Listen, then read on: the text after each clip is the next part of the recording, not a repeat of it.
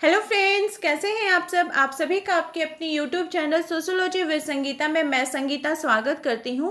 और इस चैनल के माध्यम से हम लोग सोशियोलॉजी के कम्पिटिटिव एग्जाम की प्रिपरेशन करते हैं। और आज का जो हमारा टॉपिक है वो है समाजशास्त्रीय सिद्धांतों की अद्यतन प्रवृत्तियां। इसके अंतर्गत हम लोग समाजशास्त्र से रिलेटेड महत्वपूर्ण जो कीवर्ड्स है, जो सिद्धांत है, उसको देखेंगे और उनसे रिलेटेड जो थिंकर्स हैं उनको देखेंगे। और ये क्लास आपको देखने के बाद आपको खुद को ये महसूस होगा कि ये क्लास हम लोग के लिए कितना ही इम्पोर्टेंट है। तो इसलिए आप लोग चैनल के साथ बने रहिए, नोट्स बनाते चलिए। और अगर आपको ये वीडियो अच्छी लगे, ये क्लास अच्छी लगे, तो ज़रूर इसे लाइक करें, अपने दोस्तों के भी शेयर करें। और मेरे चैनल पर नए हो तो प्लीज़ सब्सक्राइब करना ना भूलें। और एक बात मैं आप लोग को बताना चाहती हूँ कि मैं जो भी आप लोग को प्रोवाइड कर रही हूँ ये मेरे तरफ से बिल्कुल भी फ्री है। मैं किसी प्रकार का आपको कोई भी चार्ज नहीं कर रही हूँ, तो प्लीज़ आप लोग इसको यूज़ करें। तो चलिए क्लास को हम लोग स्टार्ट करते हैं। तो सामाजिक जो हमारे समाजशास्त्री हैं, समाजशास्त्रीय सिद्धांत की अद्यतन प्रवृत्तियों के अंतर्गत जो हमारा पहला क्वेश्चन है कि सामाजिक जीवन के मध्य स्तर पर संबंधों, प्रक्रियाओं और संरचना पर ध्यान केंद्रित करने वाले सामाजिक सिद्धांत को जाना जाता है। क्या बोला जा रहा है? सामाजिक जीवन के मध्य स्तरों पर संबंध, सूक्ष्म स्तरीय सिद्धांत, वृहत स्तरीय सिद्धांत, अति सूक्ष्म स्तरीय सिद्धांत या उपर्युक्त में से कोई नहीं। तो इसको क्या बोला जाएगा? उपर्युक्त में से कोई नहीं। सामाजिक जीवन के मध्य स्तरों पर संबंध, प्रक्रियाओं, संरचना पर ध्यान करने वाले उपयुक्त में से कोई सिद्धांत को माना गया है। हमारा नेक्स्ट क्वेश्चन है कि किसने समाजशास्त्रीय सिद्धांतों को इन 5 श्रेणियों में विभाजित किया है? कौन कौन से समाजशास्त्र की 5 श्रेणी में? प्रत्यक्षवादी साम्यवाद, संघर्ष सिद्धांत, स्वरूपात्मक सिद्धांत, सामाजिक व्यवहारवाद, समाजशास्त्रीय प्रकार्यवाद। इन 5 भाग में किनके द्वारा इनको वर्गीकृत किया गया है? R.K. Merton, P.S. Kohn, don Martindale या H.N. वेगनर। तो इसका जो राइट आंसर है वो क्या हो जाएगा? पहले हम लोग को समझना पड़ेगा कि समाजशास्त्रीय सिद्धांतों को क्या किया गया है 5 श्रेणियों में। किनके द्वारा? तो डॉन मार्टिनडेल जी के द्वारा किया गया है। ठीक है। हमारा नेक्स्ट क्वेश्चन है कि मध्य क्षेत्रीय सिद्धांत यानी मिडिल रेंज थ्योरी किनके द्वारा दिया गया है? आप लोग को पता ही होगा ये किनके द्वारा दिया गया है। तो Robert Bierstedt, R.K. Merton, J.C. Alexander या एंथोनी गिडिंग्स। तो मध्य क्षेत्रीय सिद्धांत किनके द्वारा दिया गया है? R.K. मर्टन जी के द्वारा, रॉबर्ट किंग मर्टन जी के द्वारा दिया गया है। मध्य क्षेत्रीय सिद्धांत के विचार का प्रतिपादन समाज विज्ञानों में सर्वप्रथम T.H. मार्शल ने 1946 में लंदन विश्वविद्यालय के वहाँ के डीन का जो वो पदभार ग्रहण करते हुए उद्बोधन में किया था। बाद में इस विचार को ग्रहण करते हुए R.K. मर्टन ने कहा कि मध्य क्षेत्रीय सिद्धांत तार्किक रूप से अंतर संबंधित ऐसी अवधारणाएं हैं जो व्यापक तथा महती सीमित क्षेत्र में संबंधित होती हैं। हमारा नेक्स्ट क्वेश्चन है कि मध्यवर्तीय सिद्धांत की अवधारणा किनके द्वारा दी गई है? तो मध्यवर्तीय सिद्धांत किनके द्वारा दी गई है? R.K. मर्टन जी के द्वारा। ये की कॉन्सेप्ट है, इसको ऐसे करके आपको याद रखना होगा। मध्यवर्तीय सिद्धांत या फिर बोला जाता है मिडिल रेंज थ्योरी। तो मिडिल रेंज थ्योरी भी आएगा या मध्य स्तरीय या मध्य क्षेत्रीय सिद्धांत भी आएगा ऐसे। तो उसको आपको समझ लेना होगा। वो कौन सा हो जाएगा? R.K. मर्टन हो जाएगा। ठीक है। ये भी देखिए कितने सारे प्रीवियस ईयर क्वेश्चन में पूछे गए हैं। हमारा नेक्स्ट क्वेश्चन है कि किसने मध्य अधिसीमा सिद्धांत, एक ही बात है, नाम चेंज कर दिया है लेकिन नाम वही चीज़ है, उसी को थोड़ा सा घुमा फिरा के आपसे क्वेश्चन पूछा जा रहा है। तो इसका राइट आंसर क्या हो जाएगा? बताइए आप लोग। T. पार्सन, स्टीफन कोल, R.K. मर्टन या H. स्पेंसर। कौन हो जाएंगे? R.K.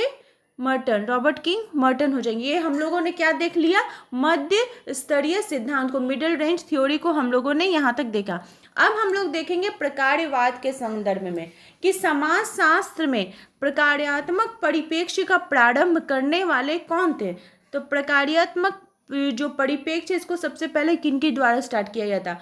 Robert King Merton, Emile Durkheim, Radcliffe Brown या मैक्स वेबर। तो इसका राइट आंसर क्या हो जाएगा? Emile Durkheim. समाजशास्त्र में प्रकार्यात्मक परिप्रेक्ष्य को प्रारंभ करने का श्रेय इमानुएल दुर्खैम को जाता है।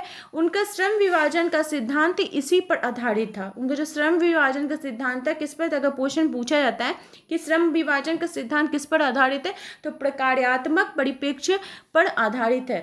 ठीक है, किस पर आधारित है? प्रकार्यात्मक परिप्रेक्ष्य पर। नेक्स्ट क्वेश्चन है कि प्रकट एवं अप्रकट प्रकार्य की अवधारणा किसने दी थी?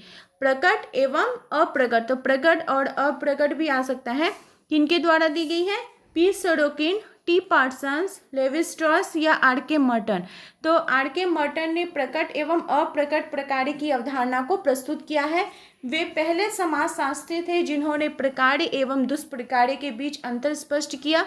प्रकट प्रकार्य वे दृष्टिगोचर परिणाम है जो व्यवस्था में अनुकूलन या सामंजस्य बनाए रखते हैं तथा व्यवस्था में सहयोग देने वालों के द्वारा वो प्रकार्य मान्य और अभिष्ट होता है।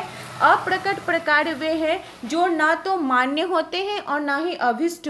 मर्टन ने प्रकट एवं अप्रकट प्रकार्य के बीच अंतर को स्पष्ट करने के लिए न्यू मैक्सिको के होपी इंडियंस के बीच वहाँ पर जाकर वहाँ पर पाए जाने वाले वर्षा नृत्य का उन्होंने उदाहरण दिया था। मर्टन कहाँ गए थे? मैक्सिको में गए थे, वहाँ पे वो होपी इंडियंस के बीच गए थे और वहाँ के वर्षा नृत्य का वे उदाहरण देते हैं। नेक्स्ट क्वेश्चन है कि प्रकट प्रकार्य और अप्रकट प्रकार्य किनके द्वारा दिया गया है? मेलिनोवस्की, स्पेंसर, मर्टन, दुर्खैम। तो कौन सा हो जाएगा? मर्टन। हमारा ये सब देखिए आपका झारखंड लेडी सुपरवाइजर में आपको हेल्प करेगा। फिर वही क्वेश्चन है कि प्रकट अप्रकट प्रकार्य किनका है? तो आर के मर्टन जी का है। ठीक है, प्रकट और अप्रकट प्रकार्य। नेक्स्ट क्वेश्चन है कि वे अवलोकित परिणाम जो किसी व्यवस्था में अनुकूलन अथवा समायोजन लाते हैं कहलाते हैं। कौन से परिणाम? तो अनुकूलन अथवा समायोजन लाने वाले परिणाम को क्या बोला जाता है? प्रकार्य बोला जाता है, अकार्य बोला जाता है, सामाजिक परिवर्तन बोला जाता है या संचार बोला जाता है। तो अनुकूलन और समायोजन कौन लाएगा? प्रकार्य। प्रकार्य मतलब जो चीज़ भी हमारे लिए हेल्पफुल है, जो हमको मदद कर रही है, जो चीज़ का हम यूज़ कर रहे हैं, वो क्या आ जाएगी? प्रकार्य के अंतर्गत आ जाएगी। प्रकार्यवाद के समर्थन मर्टन ने प्रकार्य को परिभाषित करते हुए बताया कि प्रकार्य वे दृष्टिगोचर परिणाम हैं जो व्यवस्था विशेष के अनुकूलन या सामंजस्य को संभव बनाते हैं। दुष्प्रकार्य वे अवलोकित परिणाम हैं जो कि व्यवस्था अनुकूलन को सामंजस्य कम कर देते हैं। यहाँ पे हमको याद रखना होगा कि मर्टन पहले समाजशास्त्री थे जिन्होंने प्रकार्य एवं दुष्प्रकार्य के बीच अंतर स्पष्ट किया और आधुनिक समाज में सिर्फ एकता ही नहीं बल्कि बिखराव की भी प्रकृति पाई जाती है। चूंकि मर्टन ने आधुनिक समाज में उन दोनों प्रवृत्तियों को देखा, इसलिए प्रकार्य एवं दुष्प्रकार्य का विस्तार से एक वैज्ञानिक विश्लेषण प्रस्तुत किया गया।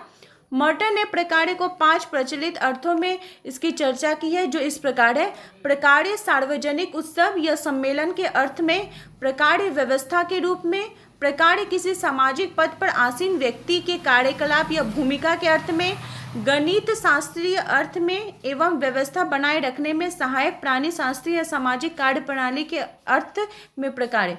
मर्टन ने प्रकार्य को आत्मगत अनुभवों के रूप में समझना गलत माना है। उनके अनुसार दृष्टिगोचर वस्तुगत परिणाम ही क्या होते हैं? प्रकार्य होते हैं। मर्टन ने यह भी बात माना है कि प्रकार्य जो होते हैं वो 2 मौलिक अर्थों का प्रयोग किया गया है।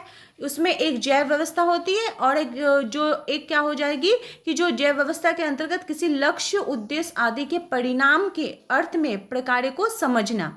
तो ठीक है, प्रकार्यवाद का अध्ययन किससे जुड़ा हुआ है? अगस्त कॉम, मर्टन, पेरेटो या बोगार्ट्स। तो इसका राइट आंसर हो जाएगा मर्टन। प्रकार्यवाद मतलब मर्टन।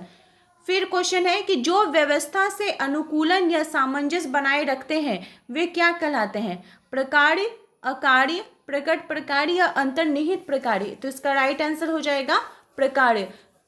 नेक्स्ट क्वेश्चन है कि प्रकार्यात्मक विकल्पों की अवधारणा किसने दी है? प्रकार्यात्मक विकल्पों की अवधारणा रॉबर्ट किंग मर्टन जी के द्वारा दी गई है। कौन सा विकल्प? प्रकार्यात्मक विकल्प, फंक्शनल अल्टरनेटिव्स। ठीक है, और ये अवधारणा उन्होंने अमेरिकी की राजनीतिक संरचना से संबंधित है। मर्टन का कहना है कि कोई भी सांस्कृतिक प्रक्रिया अपरिहार्य नहीं है क्योंकि इसका प्रकार्य किसी वैकल्पिक सांस्कृतिक प्रक्रिया द्वारा भी संभव है। एक ही कार्य दूसरी प्रक्रिया संस्था द्वारा भी किया जा सकता है। यही मर्टन की प्रकार्यात्मक विकल्प की अवधारणा है। हमारा नेक्स्ट क्वेश्चन है कि प्रकार्यात्मक विश्लेषण में मर्टन के अनुसार निम्नांकित में से कौन आवश्यक आधार तत्व है? समाज की प्रकार्यात्मक एकता, सार्वभौमिक एक प्रकार्यवाद, एकीकरण, अपरिहार्यता। तो प्रकार्यात्मक विश्लेषण में मर्टन जी के अनुसार ये कौन सा चाहिए, इसमें से सही उत्तर का चयन करना है। तो समाज की प्रकार्यात्मक एकता है, एकीकरण है, अपरिहार्यता है। ठीक है, तो इसका 1, 2, 4 आंसर सही हो जाएगा। प्रकार्यात्मक विश्लेषण ये किनके द्वारा दिया गया है? मर्टन जी के द्वारा दिया गया है। और इसके आधार तत्व में मानते हैं प्रकार्यात्मक एकता, सार्वभौमिक प्रकार्यवाद, अपरिहार्यता, सामाजिक रीतियां तथा घटनाएं। मर्टन ने प्रकार्यात्मक विश्लेषण को आदर्शात्मक नहीं वे मानते हैं। हमारा नेक्स्ट क्वेश्चन है कि प्रकार्यात्मक विश्लेषण में आवश्यकताओं के संस्तरण की अवधारणा दी है। किसका? आवश्यकताओं का संस्तरण की अवधारणा किनके द्वारा दी गई है? तो ये मेलिनोवस्की जी के द्वारा दी गई है। बी मेलिनोवस्की जी के द्वारा, ब्रॉन्स्लाव मेलिनोवस्की जी के द्वारा ये अवधारणा दी गई है। प्रकार्यवादी विचारधारा का विकास अनुभव परक वास्तविकता के आधार पर किया है। उन्होंने जनजातीय समाजों का सामाजिक सांस्कृतिक इकाई के रूप में अध्ययन कर संस्कृति के प्रत्येक पहलू का विश्लेषण उनके प्रकारों के आधार पर किया है। ऐसा उनकी पुस्तक आर्गोनॉट्स ऑफ द वेस्टर्न पैसिफिक में दर्शित होता है। उन्होंने जनजातीय संस्कृति को समझने के लिए जिस विशिष्ट दृष्टिकोण को विकसित किया है उसे हम आवश्यकताओं का सिद्धांत कहते हैं। इसकी चर्चा उन्होंने अपनी पुस्तक ए साइंटिफिक थ्योरी ऑफ कल्चर में प्रस्तुत की है। उनके अनुसार आवश्यकताएं 2 प्रकार की होती हैं, एक तो इंडिविजुअल और एक होती है सोशल। मेलिनोवस्की ने व्यक्तिक आवेग को व्यक्तिक और तथा सामूहिक अस्तित्व की अवधारणा से जोड़कर आवश्यकताओं की 3 भागों में बांटा है। वे हैं मूल, व्युत्पन्न एवं संबंधी आवश्यकताएं। मूल आवश्यकताएं वे हैं जो व्यक्ति एवं समूह के अस्तित्व के लिए अनिवार्य है। और मूल आवश्यकताओं के अंतर्गत जो मेटाबॉलिज्म होता है, ठीक है, उसको प्रजनन, शारीरिक सुख, सुरक्षा, गतिशीलता, मानसिक विकास एवं स्वास्थ्य में इसकी यूज़ किया जाता है। सांस्कृतिक प्रतिक्रियाएं क्रमशः भोजन की आपूर्ति, नातेदारी, आश्रय, संरक्षण गतिविधियां, प्रशिक्षण एवं स्वच्छता है। ठीक है, नेक्स्ट हमारा है कि निम्नांकित में से किसने ट्रोबिएंट आइलैंडर्स का प्रकार्यवादी सिद्धांत से अध्ययन किया है?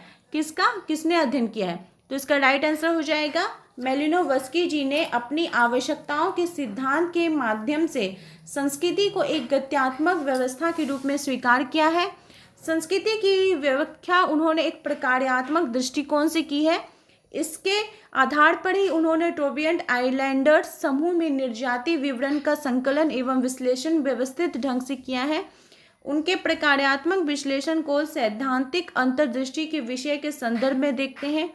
मेलिनोवस्की जी ने प्रकार्यवाद को एक व्यवस्थित अवधारणा के रूप में विकसित ही नहीं किया, पर वे पहले मानवशास्त्री थे जिन्होंने प्रकार्यवाद शब्द का प्रयोग भी किया था। किसने किया था? मेलिनोवस्की जी ने। हमारा नेक्स्ट क्वेश्चन है कि निम्न सिद्धांतों में से कौन सा सिद्धांत स्थिरता की स्थिति पर विचार का पक्षधर है? कौन सा बोल रहा है? कौन सा सिद्धांत स्थिरता की स्थिति पर विचार का पक्षधर करता है? मार्क्सवाद, प्रकार्यवाद। तो किसका राइट आंसर हो जाएगा? प्रकार्यवाद। जो प्रकार्यवादी चिंतन का सबसे बड़ा दोष यह है कि व्यवस्था की अवधारणा में स्थिरता का भाव अधिक झलकता है। इससे सामाजिक परिवर्तन की अवधारणा स्पष्ट नहीं होती है। प्रकार्यवाद की आलोचना इस आधार पर की जाती है कि सामाजिक व्यवस्था के इस पहलू पर आवश्यकता से अधिक जोर दिया जाता है, जिसके परिणाम स्वरूप स्थिरता में निरंतरता बनी रहती है। नेक्स्ट क्वेश्चन है कि कौन से समाजशास्त्री का संबंध प्रकार्यवाद के अध्ययन से जुड़ा है? तो प्रकार्यवाद के अध्ययन से किनका नाम जुड़ा है? Auguste Comte, Vilfredo Pareto, R K. Merton या ई. बोगार्ट। तो इनका राइट आंसर हो जाएगा आर.के. मर्टन। आधुनिक समाजशास्त्र में संरचनात्मक प्रकार्यवाद को वैज्ञानिक आधार प्रदान करने का महत्वपूर्ण श्रेय आर.के. मर्टन को जाता है। मर्टन के प्रकार्यात्मक विचारों पर मानवशास्त्री मेलिनोवस्की, रेडक्लिफ ब्राउन, क्लूकहॉर्न आदि का नाम उल्लेखनीय है। प्रकार्यवाद पर मर्टन का योगदान समाजशास्त्र की दुनिया में एक विशिष्ट महत्व रखता है। गिडिंग्स का कहना है कि रेडक्लिफ ब्राउन एवं मेलिनोवस्की ने प्रकार्यवाद का प्रयोग जहां आदिम जाति के लिए किया था, वहीं आर.के. मर्टन ने इस सिद्धांत का प्रयोग विकसित एवं औद्योगिक समाज के अध्ययन के लिए किया। उन्होंने मर्टन द्वारा दी गए विश्लेषण को रेडक्लिफ ब्राउन एंड मेलिनोवस्की की तुलना में अधिक समृद्ध बताया है। हमारा नेक्स्ट क्वेश्चन है कि उस समाजशास्त्री को चिन्हित कीजिए जो प्रकारवाद सिद्धांत के समर्थक हैं। तो प्रकारवाद सिद्धांत के समर्थक कौन है? राधाकमल मुखर्जी, एम.एन. श्रीनिवास, जी.एस. खुरी या ए.आर. देसाई? तो इसका राइट आंसर हो जाएगा एम.एन. श्रीनिवास, जिन्होंने अपनी पुस्तक religion and society among the कुक्स of south India नामक पुस्तक में ब्रिटिश सामाजिक मानव विज्ञान में प्रभावी संरचनात्मक प्रकारवादी परिप्रेक्ष्य पर कार्य किया। नेक्स्ट क्वेश्चन है कि सामाजिक प्रघटना को समझने के लिए निम्न में से कौन प्रकार्यात्मक उपागम को नहीं मानता है? सामाजिक प्रघटना को समझने के लिए कौन प्रकार को नहीं मानता है? अलेक्जेंडर, डेविस, मर्टन या हेबरमास? तो इसका राइट आंसर हो जाएगा जर्गन हेबरमास। ये सामाजिक प्रघटना को समझने के लिए मार्क्सवादी उपागम को मानते हुए नव मार्क्सवादी विचारधारा को स्थापित इन्होंने किया है। ठीक है, जो अलेक्जेंडर, डेविस, आर.के. मर्टन ये सब किसके अंतर्गत आ जाएंगे? तो प्रकार्यात्मक उपागम के अंतर्गत आ जाएंगे, उन्होंने इसको माना है। हमारा नेक्स्ट क्वेश्चन है कि कौन प्रकारवादी सिद्धांत से संबंध नहीं रखता है? Malinowski, H. Spencer, P V. Young, A R. Radcliffe Brown? तो इसका राइट आंसर हो जाएगा पी.वी. यंग जो है वो प्रकारवादी सिद्धांत को नहीं संबंध मानते हैं, मतलब इससे संबंधित नहीं है। हमारा नेक्स्ट क्वेश्चन है कि प्रदर्शनात्मक उपभोग एक उदाहरण है, किसका उदाहरण है? प्रकट प्रकार्य का, अव्यक्त प्रकार्य का, सुकार्य का या दुष्कार्य का? तो इसका जो राइट आंसर है वो हो जाएगा अव्यक्त प्रकार्य का ये उदाहरण है। कौन सा? प्रदर्शनात्मक उपभोग। ठीक है, किसका उदाहरण है? अव्यक्त प्रकार्य का। देखिए, प्रदर्शनात्मक उपभोग जो है ये किसकी है? तो ये वेबलन ने प्रस्तुत की थी। इसमें वे मानते हैं कि प्रकट ना तो इच्छित होते हैं ना ही मान्य। जब विलासी वर्ग धन के आवश्यक उपभोग के माध्यम से सार्वजनिक प्रतिष्ठा प्राप्त करने का प्रयास करता है तो जो आवश्यक नहीं होता फिर भी प्रदर्शन या दिखावे के लिए ऐसा किया जाता है। हमारा नेक्स्ट क्वेश्चन है कि निम्न में से गलत कथन चुनना है। यहाँ पे 4 कथन दिए गए हैं, उसमें से आपको इसको पढ़िए, समझिए और गलत कथन का चूज कीजिए। तो गलत कथन कौन सा हो जाएगा कि प्रकार्य एक आंशिक क्रिया द्वारा उस संपूर्ण क्रिया को दिया जाने वाला योगदान है। ये तो सही है, प्रकार्यवाद ये वाला गलत है। और प्रकार्य किसी भी इकाई को योगदान है जो संपूर्णता को बनाए रखने में, हाँ ये भी सही है। प्रत्येक समाज व्यवस्था में एक प्रकार की एकता होती है जिसे प्रकार्यात्मक एकता के नाम से पुकारा जाता है, हाँ ये भी सही है। तो आपका बी ऑप्शन जो है वो गलत है, हमें क्या करना था? गलत कथन को चुनना था। ठीक है, समाज क्या है? एक आत्म सुरक्षित व्यवस्था है जिसमें विरोधी परिवेश की स्थिति में भी संतुलन बना रहता है और ये आवश्यकता जो है ये सामाजिक प्रकार्य को आपस में सहज रूप में तालमेल में बनाती है। ठीक है, हमारा नेक्स्ट क्वेश्चन है कि समाजशास्त्र में अद्यतन सिद्धांत कौन सा है? अद्यतन मतलब पुराना, ये सबसे प्रचलित सिद्धांत कौन सा है? तो प्रत्यक्षवाद, प्रकार्यवाद, आत्महत्या का सिद्धांत या उद्विकाशीय सिद्धांत? तो इसका राइट आंसर हो जाएगा आत्महत्या का सिद्धांत या प्रकार्यवाद। तो हो जाएगा प्रकार्यवाद। अगस्त कॉम्ट ने प्रत्यक्षवाद को व्यवस्थित प्रतिपादन उनकी प्रख्यात कृति कोर्स डी फिलोसफी पॉजिटिव 1830-42 में किया था। डॉक्टर गोपाल यादव ने अपनी पुस्तक समाजशास्त्रीय संदर्भ में लिखा है कि प्रकारवाद मूलतः पॉलिश मानवशास्त्री वी वेलिनोवस्की द्वारा 1926 में अपने एक लेख एंथ्रोपोलॉजी में मानवशास्त्रीय तथ्यों के अध्ययन की एक विशिष्ट पद्धति के लिए किया गया है। दुर्खिम ने अपनी कृति आत्महत्या का प्रकाशन 1897 में किया। इसमें उन्होंने आत्महत्या के 3 प्रकार बताए हैं। सामाजिक उद्विकास की चर्चा मॉर्गन महोदय करते हैं 1877 में। इसमें वे आदिम और सभ्य समाजों के बीच अंतर स्पष्ट करने के लिए किए हैं। हर्बर्ट स्पेंसर ने 1882 में डार्विन के सिद्धांतों के आधार पर समाजशास्त्र की व्याख्या प्रस्तुत की है। तो इस प्रकार से समाजशास्त्र में अद्यतन सिद्धांत कौन सा हो जाएगा? प्रकारवाद हो जाएगा। क्वेश्चन नंबर 20 पूछा जा रहा है कि समाजशास्त्र का कौन सा उपागम सामाजिक व्यवस्था से संबंधित है? अंतःक्रियावादी, संघर्ष, प्रकार्यात्मक या सैद्धांतिक? तो सामाजिक व्यवस्था का सिद्धांत कौन सा है? प्रकार्यात्मक उपागम, ये इससे संबंधित है। सामाजिक व्यवस्था की एक प्रकार की एकता होती है जिसे रेडक्लिफ ब्राउन ने प्रकार्यात्मक एकता के नाम दिया है। इसका तात्पर्य ऐसी स्थिति से है जिसमें सामाजिक व्यवस्था के सभी अंग समरसता एवं अनुकूलता के साथ काम करते हैं। ठीक है, तो आई होप आप लोगों को ये सारे जो सिद्धांत है समाजशास्त्र के वो आपके एग्जाम के लिए हेल्पफुल रहेंगे। इसी प्रकार से आप लोग चैनल के साथ बने रहिए और सोशोलॉजी से रिलेटेड जो इम्पोर्टेंट टॉपिक है मैं आप लोगों को जरूर करवाती रहूँगी। मेरे चैनल के साथ बने रहने के लिए आप सभी का थैंक यू।